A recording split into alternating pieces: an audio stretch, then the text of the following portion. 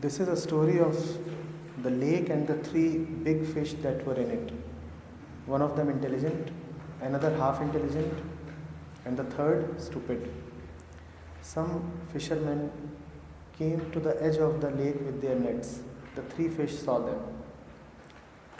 The intelligent fish decided at once to leave to make the long, difficult trip to the ocean. He thought, I won't consult with these two on this. They will only weaken my resolve because they love this place so. They call it home. Their ignorance will keep them here. The wise fish saw the men and their nets and said, I am leaving. The half-intelligent fish thought, my guide has gone. I ought to have gone with him, but I didn't. And now I have lost my chance to escape.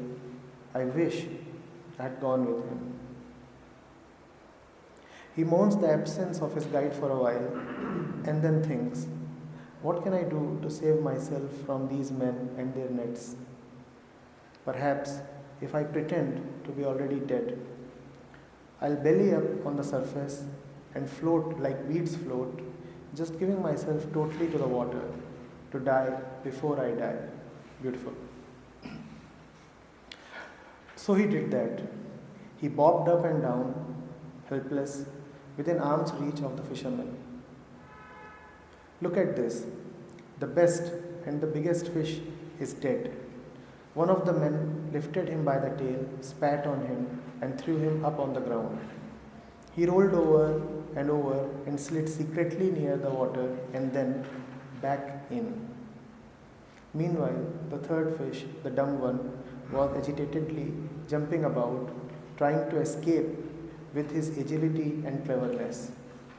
The net, of course, finally closed around him, and as he lay in the terrible frying pan bed, he thought, if I get out of this, I'll never live again in the limits of the lake. Next time, the ocean. I'll make the infinite my home. बहुत सुंदर कहानी.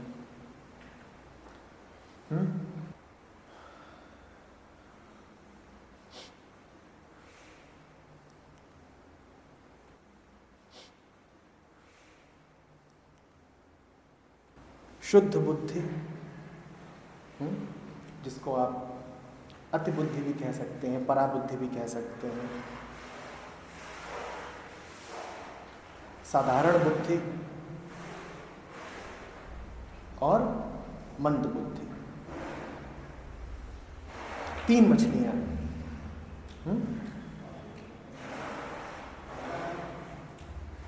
शुद्ध बुद्धि, साधारण बुद्धि और मंद बुद्धि.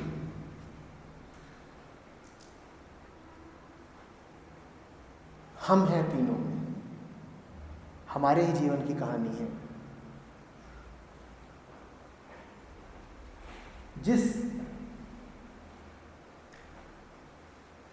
सरोवर में वो रहते हैं,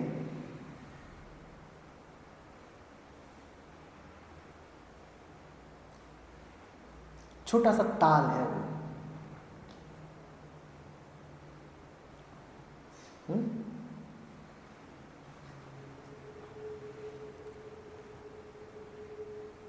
जिस सीमा के भीतर वो रहते हैं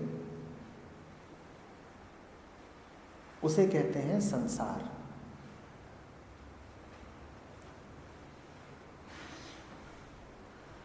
जिस सीमित क्षेत्र में ये तीनों रहते हैं उसका नाम है संसार. जो संसार में है उसे ये कष्ट झेलना ही पड़ेगा कि मछुआरों का निशाना बने. जो संसार में आया है उसका शिकार करने के लिए बहुत सारे मछुए तैयार बैठे हैं.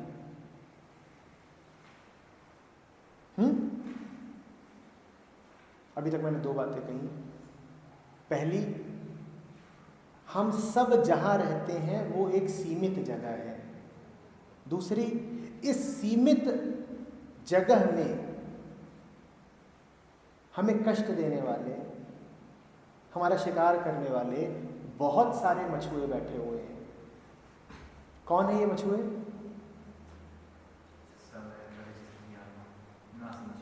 समय, परिस्थितियां, नासमझी और समाज और अहंकार। बहुत बढ़िया। असल में अहंकार कहना समाज कहने से ऊपर की बात है, क्योंकि समाज आपका क्या बिगाड़ ले अगर अहंकार हो। और लालच और बहुत बढ़िया, क्योंकि मछुआरा फंसाता ही लालच देके है। और डर। आप लोग पढ़ाने जाते हैं, वो कविता याद है? तट पर घेराबंदी करके, बोलो। बैठे हैं सारे मछुआरे, आगे कोई मछली छूट न जाए, आगे इसी ताक में है ये सारे, आगे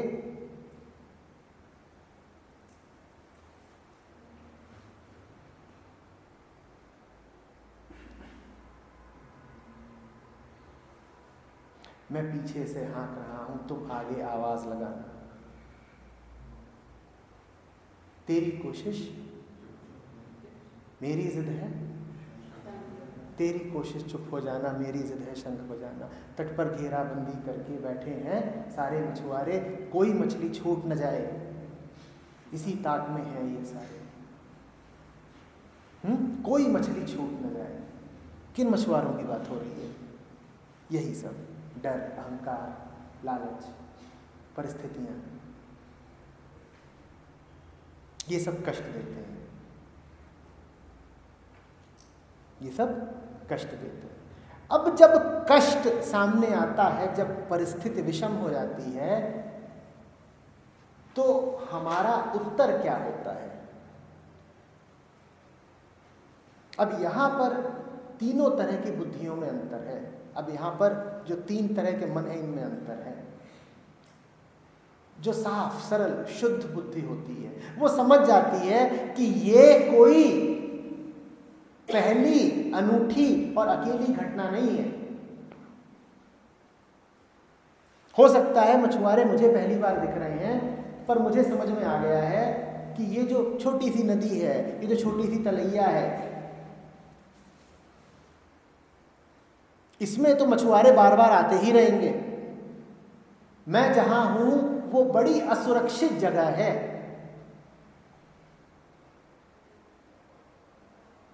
तो पहली बात, इसके भीतर मेरी सुरक्षा का कोई इंतजाम नहीं हो सकता। इस बार अगर बच भी गया तो अगली बार फंसूंगा। इस बार अगर बच भी गया तो डर में जीऊंगा कि क्या पता कब दोबारा आ जाए ये मछुआरे, क्या पता कब किसी और रूप में, किसी और वेश में आ जाए। संसार का मतलब ही है खतरा। संसार का मतलब ही है कि बहुत बैठे हैं जो उत्सुक हैं मेरे मांस में, मेरे शिकार में।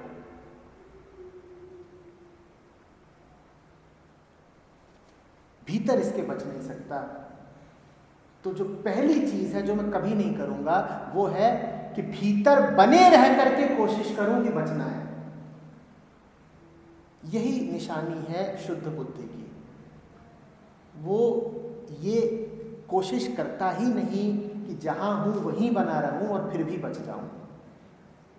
वो तो सीधे मूल कारण समझ जाता है। वो कहता है मछुआरे आ ही इसीलिए रहे हैं क्योंकि मैं एक छोटी सी नदी में हूं। नदी है कि सरोवर है? क्या है? लेक। वो कहता है मछुआरों की निगाह में मैं आ ही इसीलिए रहा हूं क्योंकि ये छोटे से तलैया में फंसा हुआ हूं, और इसमें अगर मैं रहूंगा तो मेरा एक ही हश्र होना है। क्या? या तो मेरा शिकार किया जाएगा, या फिर मेरे शिकार की रोज कोशिश होती रहेगी और मेरी जिंदगी किसमें बीतेगी? बचने में और डर में। रोज इधर उधर भाग रहा हूं, रोज आशंकित होकर ऊपर देख रहा हूं, आज फिर तो नहीं आ गए शिकारी।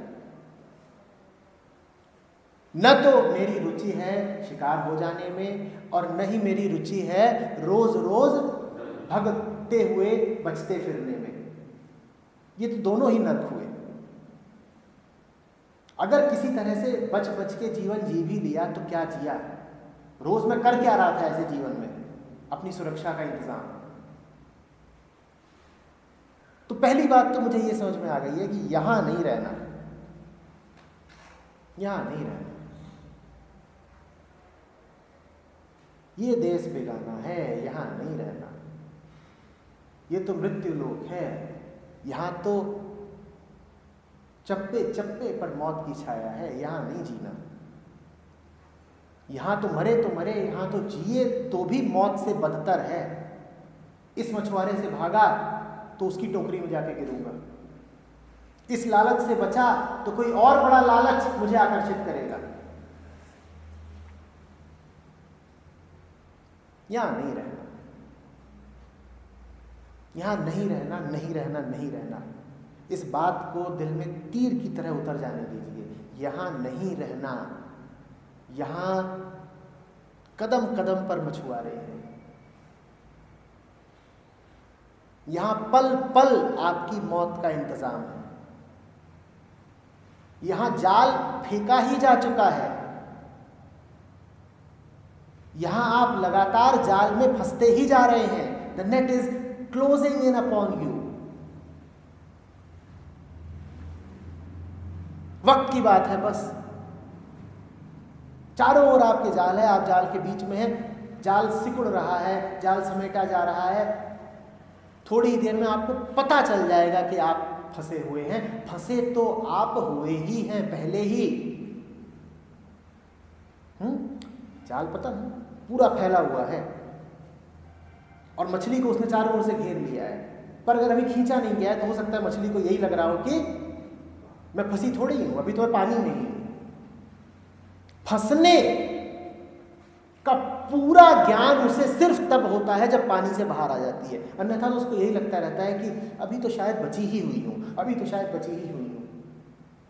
वो तो जब सांस के लिए तड़पने लग जाती है तब उसे पूरा एहसास होता है कि अब गई। हमारी भी यही हालत है। जाल हमारे चारों ओर है, जाल हमारे मन के भीतर है। शुद्ध बुद्धि वो जो समझ जाए कि छोटी जगह का मतलब ही है जाल,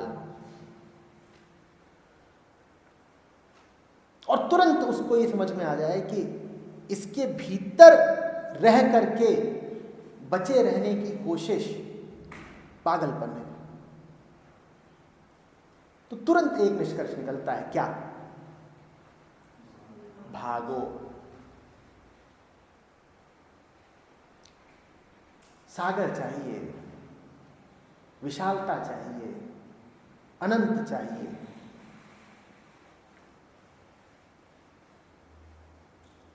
सिर्फ वही इतना बड़ा है कि जिसे कोई जाल ढक नहीं सकता पूरा। छोटी नदियां, छोटे ताल तलैये, ये तो छोटे छोटे जालों की पहुंच में भी आ जाएंगे। मात्र सागर है इतना विशाल कि जो समस्त जालों को निष्फल कर दे।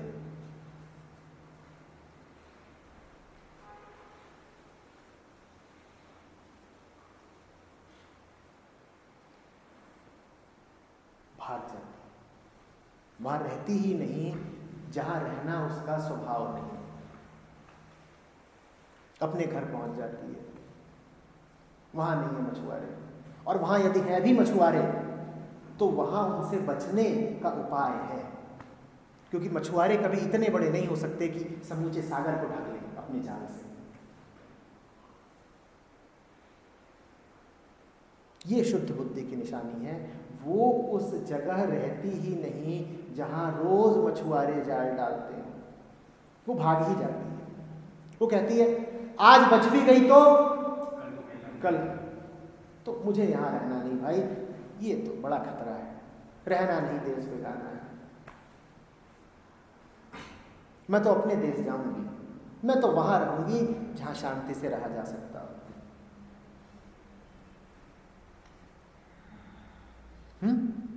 मैं वहां रहूंगी जहां शांति से रहा जा सकता हो।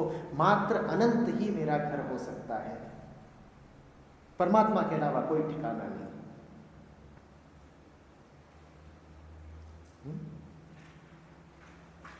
फिर आती है साधारण बुद्धि।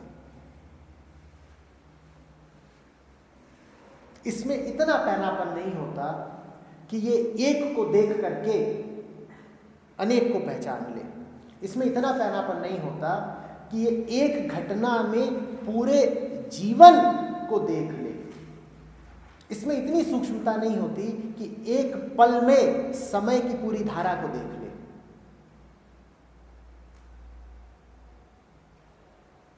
लेकिन फिर भी कुछ काबिलियत तो होती है इसके पास।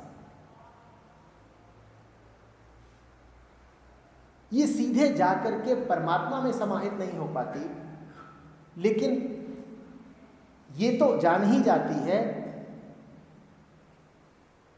कि मेरे प्रयत्नों से कुछ होने नहीं वाला।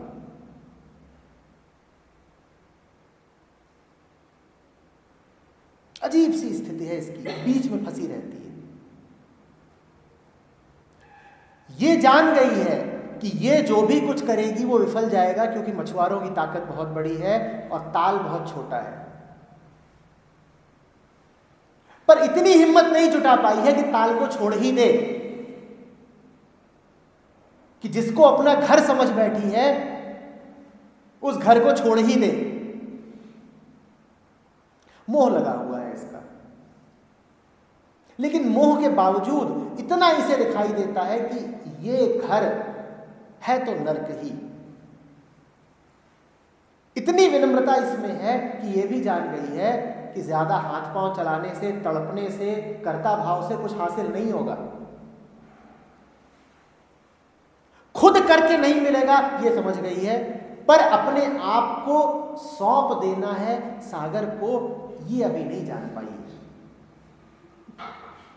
चलो ठीक है, ये नहीं जान पाई है कि अपने आप को सागर को सौंपना होता है, फिर भी कम से कम अपने उद्यम, अपनी करनी, अपने श्रम पर से तो यकीन हटाना। जान रही है कि तड़प तड़प के, उछल उछल के, कोशिश कर करके कुछ हासिल नहीं होगा, तो एक फैसला करती है, क्या जब मेरे करने से कुछ होना नहीं है तो मैं करना तो छोड़ूं। तो करना छोड़ देती है। क्या करती है? मुर्दे जैसी हो जाती है। रहती उसे छोटे सागर में है, पर मुर्दे की तरह रहती है। मैं नहीं करती, मैं मुर्दा हो गई। मुझे ये दिख गया मैं तो कुछ भी करूंगी तो फंसूंगी। एक गलती पहले ही कर चुकी हूं, क्या कि जिधर को मेरा गुरु मुझे बुलाता था उधर को मैं गई नहीं। वो मेरा इंतजार करता रहा, वो मुझे कहता रहा कि चल मैं जा रहा हूं सागर को, तू भी साथ चल। वो इशारा करता रहा, वो पास बुलाता रहा, मैं गई नहीं उसके साथ। एक गलती पहले ही कर चुकी हूं, अब दूसरी गलती नहीं करूंगी। दूसरी गलती क्या हो कि जाल से बचने के लिए कूदूं, भागूं, श्रम करूं, आयोजन करूं, अपनी चतुराई पे भरोसा करूं। ना बाबा, इतने बेवकूफ नहीं है। गलती करते हैं पर गलती दोहराएंगे नहीं। एक गलती कर बैठे, जो ज्ञानी था उसकी सुनी नहीं, अब दूसरी गलती नहीं करेंगे, तो चुप हो जाती है। वो रहती उसी तलैया में है लेकिन चुप हो जाती है, मुर्दे जैसी हो जाती है। जो मुर्दे जैसा हो गया, अब वो मछुआ किसी काम का नहीं। जो तुम्हारा शिकार करना चाहते हैं, जो तुम्हें बस में करना चाहते हैं, याद रखना वो तुम्हें सिर्फ तभी तक बस में करना चाहते हैं जब तक तुम उनके काम आते हो। तुम्हारी सारी दास्ता इसीलिए है क्योंकि तुम उपयोगी हो। जिन भी लोगों ने तुम्हारी जिंदगी जहन्नुम बना रखी है, उन्होंने इसीलिए बना रखी है क्योंकि अभी तुम उनके लिए उपयोगी हो। जिस दिन तुम उनके उपयोग के नहीं रहे, वो तुम में रुचि दिखाना छोड़ देंगे। साधारण बुद्धि इतना समझ जाती है, वो कहती है उपयोग की हूं तभी तो पकड़ रहे हो ना। च्वांगजू ने कहा है कि जंगल में जो सबसे सुंदर और सीधा वृक्ष होता है वो सबसे पहले कटता है। मछली भी समझ जाती है मेरी कीमत तभी तक है जब तक मांस है मेरे पास, जब तक जीवन है मेरे पास, जब तक इनकी मेरे शरीर में रुचि है तब तक ही ये मुझे दाना डाल रहे हैं। मेरा शरीर ही मेरा बंधन है, इनका स्वार्थ सिद्ध करती हूं इसीलिए मेरे पास आते हैं। इन्हें मेरे शरीर की लालसा है, इन्हें मेरे शरीर की हवस है। वो मर जाती है। वो कहती है जब मेरे पास वो बचेगा ही नहीं जिसकी तुम्हें कामना है तो फिर तुम बंधक बनाओगे कैसे मुझे, और क्यों मुझे बंधक बनाओगे? मैंने तुम्हारा स्वार्थ छीन लिया, मैं तुम्हारे काम का ही नहीं रहूंगा, अब क्यों तुम मुझे कैद करोगे? मुझे कैद करके अब तुम्हें कुछ मिलेगा ही नहीं।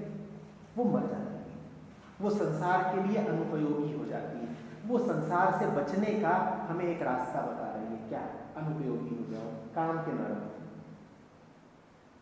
जब काम के नहीं रहोगे तो ये तुम्हें वैसे ही छोड़ देंगे।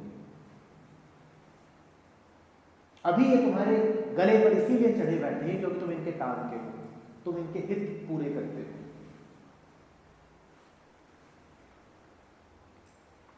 मछुआरों को मांस चाहिए ना तुम्हारा। जब मांस ही मर गया, मुर्दा हो गया, सड़ गया, तो छोड़ देंगे ये तो। और हुआ भी ये। मछुआरों ने देखा अरे मरी मछली, थूका उस पर और उसको छोड़ दिया, बच गई। तुम भी मरी मछली हो जाओ, तुम पे थूकेंगे जरूर पर छोड़ देंगे तुम्हें। मरी मछली को कोई नहीं पकड़ता, उस पर थूक के उसे छोड़ देते हैं। साधारण बुद्धि भी हमें एक उपाय दे रही है बचने का।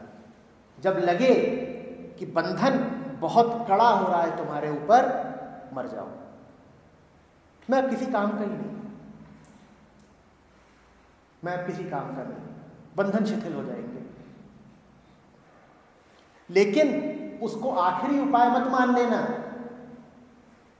क्योंकि आज तो तुम इस उपाय से बच गए हो, कल मछुआरे फिर आएंगे। तो ये आखिरी उपाय नहीं, आखिरी उपाय तो वही जो शुद्ध बुद्धि ने दिखाया।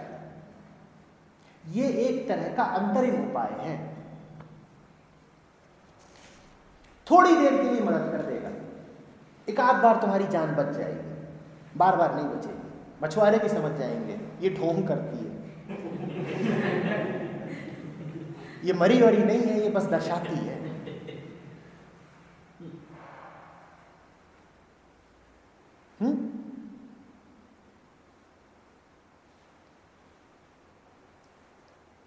आखिरी उपाय तो वही है, रहना नहीं देश बेगाना, यहां नहीं रहना। ये तो मछुआरे हैं। मछुआरा कौन? जिसका तुमसे स्वार्थ सिद्ध होता हो वही मछुआरा तुम्हारा। तुम जिसके काम आते हो वही शिकारी तुम्हारा। जो तुम्हारा मांस खाता हो, जो तुम्हारी रोटी खाता हो, वही शिकारी तुम्हारा। और याद रखना, शिकारी डरा डरा के नहीं मारता, शिकारी भी तुम्हें दाना दिखा दिखा के मारता है। शिकारी भी तुम्हें जताता यही है कि कुछ दे रहा है, लगता तुम्हें यही है दाना मिला।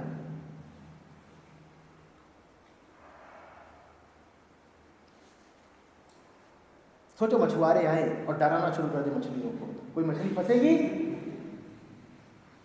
डराते थोड़ी, आकर्षित करते हैं, रिझाते हैं।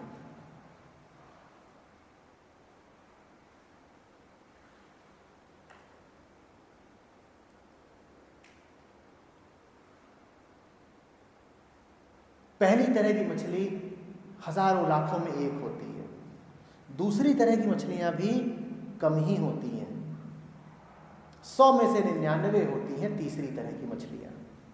अब ये जरा हमारे जैसी है,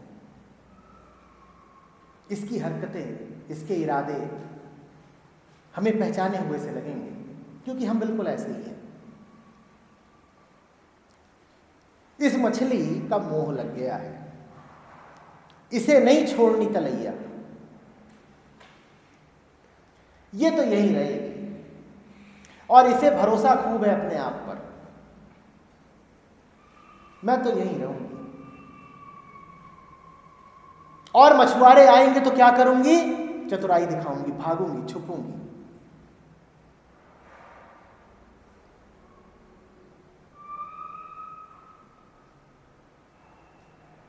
खूब भरोसा है कि मेरी कोशिशों से मेरा उद्धार हो जाएगा।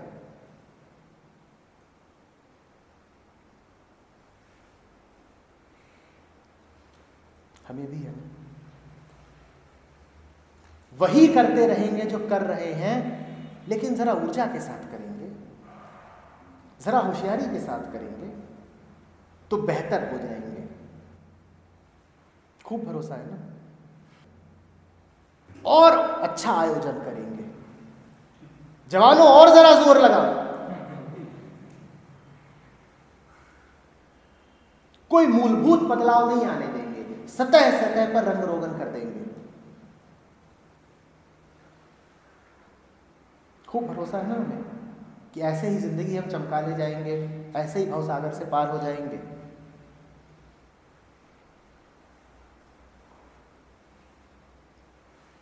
लेकिन अंततः इस मछली के लिए भी उपाय है। इसके लिए उपाय यही है कि जब ये तली जा रही हो तब भी इसे समझ में आ जाए कि अब अगली बार ये गलतियां नहीं दोहराऊंगी, ये जन्म तो गया, अब अगले जन्म में कम से कम ये गलतियां नहीं करूंगी।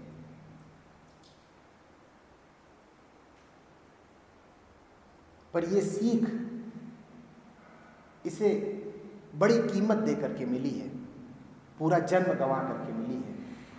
अब ये आपके ऊपर है कि ये सीख आपको किस कीमत पर पानी है। शुद्ध बुद्धि है आप तो ये सीख आप तुरंत पा जाएंगे, साधारण बुद्धि है तो थोड़ा समय लगेगा, और मंद बुद्धि है तो फ्राइंग पैन ही पर ही बात समझ में आनी है।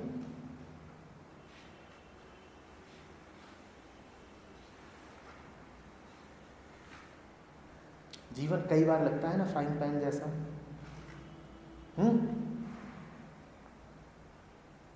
तले जाने का अनुभव होता है कि नहीं होता है? तो बस समझ जाओ कि इसीलिए हो रहा है क्योंकि गलत जगह पर हो, गलत जगह को घर बना रखा है।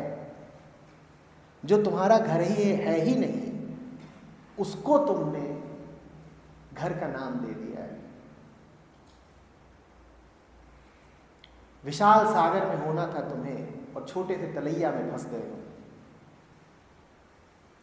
देखो, दो तरह की फाइट होती है, जिसको तुम कह रहे हो ना फाइट मार रहा है, कोशिश प्रयत्न, दो तरह का होता है। जब शुद्ध बुद्धि मछली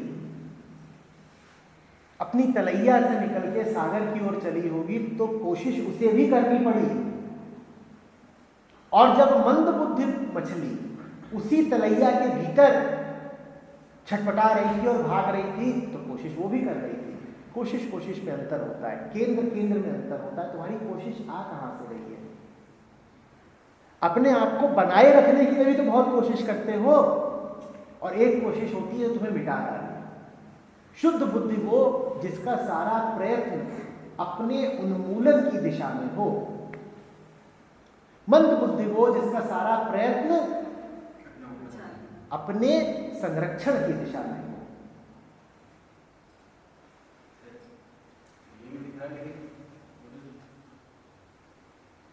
जो सहन करना होता है वो आपसे कट रहा है,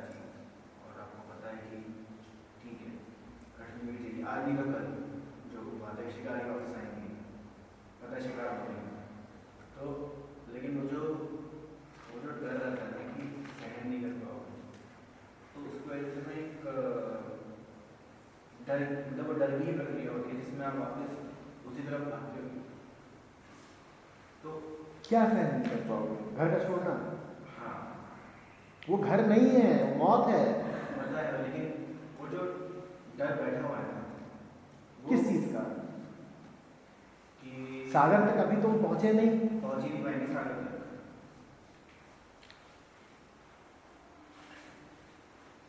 हो सकता है रास्ते में ही मौत हो जाए, पर कम से कम कोशिश करते हुए मरोगे। यहाँ तो सर जिंदगी तो फिर झंडी है ना। संभावना इस बात की भी तो है कि पहुंच जाओ, यहाँ तो कोई संभावना नहीं है कि बच जाओ। उस कोशिश में इस बात की कम से कम संभावना तो है, क्या पता पहुंच ही जाए सागर तक। यहाँ तो कोई संभावना नहीं है। यहाँ तो आज गए नहीं तो कल, और कल तक बचे भी तो डरते डरते बचे।